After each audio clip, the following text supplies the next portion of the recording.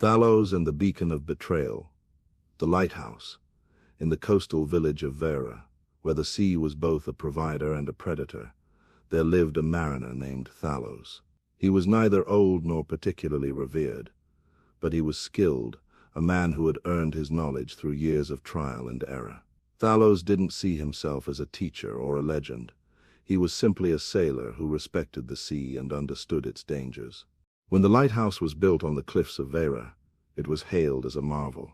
Its beam cut through the night, guiding ships safely to shore. The younger sailors celebrated, seeing it as the end of their struggles.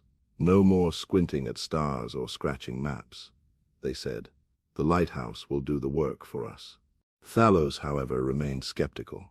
He didn't gather the sailors for grand speeches or warnings. Instead, he made his views known in small, everyday moments. One evening, as he sat mending a net on the docks, a young sailor named Kale boasted about the lighthouse. "It's like having a guardian angel," Kale said. "We don't need to worry about anything anymore." Thalos glanced up, his hands still working the net. "A guardian angel can't teach you to swim," he said. "What happens if the light goes out?" Kale laughed. "It won't. It's too well built." Another time, Thalos was in the village tavern, sipping ale with a group of sailors. One of them, a brash young man named Joran, was bragging about how he hadn't touched a map in months. "The lighthouse does all the thinking for me," Joran said, slapping the table. Thalos set his mug down and leaned forward. "A map isn't just a piece of paper," he said. "It's a way of understanding the sea. If you don't know where you are, you're just drifting." Joran rolled his eyes. "You sound like my grandfather." "Times have changed, Thalos." Thalos shrugged. "The sea hasn't." Despite his warnings, the younger sailors grew complacent. They stopped studying the stars, stopped drawing maps, stopped learning to read the currents or the winds. Thalos watched quietly, his unease growing, but he knew he couldn't force them to listen. The storm then. One night, a storm of unimaginable fury struck Vera. The winds howled like a pack of wolves, and the waves rose like mountains. The lighthouse, battered by the tempest, flickered and went dark. Panic swept through the village as ships struggled to find their way. The young sailors, unprepared and terrified, turned to Thalos. Thalos didn't hesitate. He climbed aboard his ship, his hands steady as he unfurled a map and held a compass to the dim light of a lantern. "The sea hasn't changed," he said. "Only we have." As the storm raged, Thalos tried to keep a light on board to guide the other ships. He hung a lantern high on the mast, hoping its glow would cut through the wind and fog. But the storm was too fierce. The light flickered weakly, barely visible through the sheets of rain and the thick fog that clung to the sea like a shroud. One by one, the other ships were lost. Some followed the faint reflection of the lighthouse, now dark and useless, and were dashed against the rocks.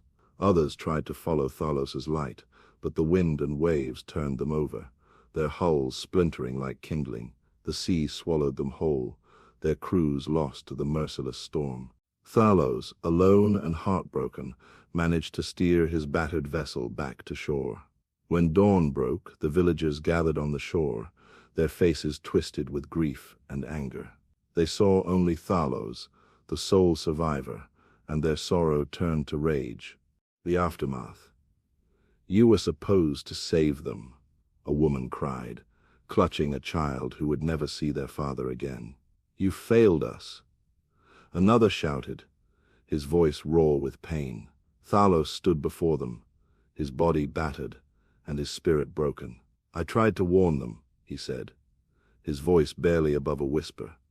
"I tried to guide them, but the storm was too great, and they were too lost." The villagers turned their backs on him, their grief too great to see the truth. Thalos, the man who had tried to be their lighthouse, was blamed for the very tragedy he had sought to prevent. He walked away from the village, his heart heavy with the weight of their scorn. Years later, the lighthouse was rebuilt, its beam brighter than ever. But the villagers never forgot the storm, and they never forgave Thalos. He became a cautionary tale, a symbol of failure, though he had done all he could to save them. Knowledge is not about age or reverence. It's about understanding and respect. Thalos wasn't wise because he was old. He was wise because he had learned the hard way. The tragedy wasn't his failure, but the villagers' refusal to listen.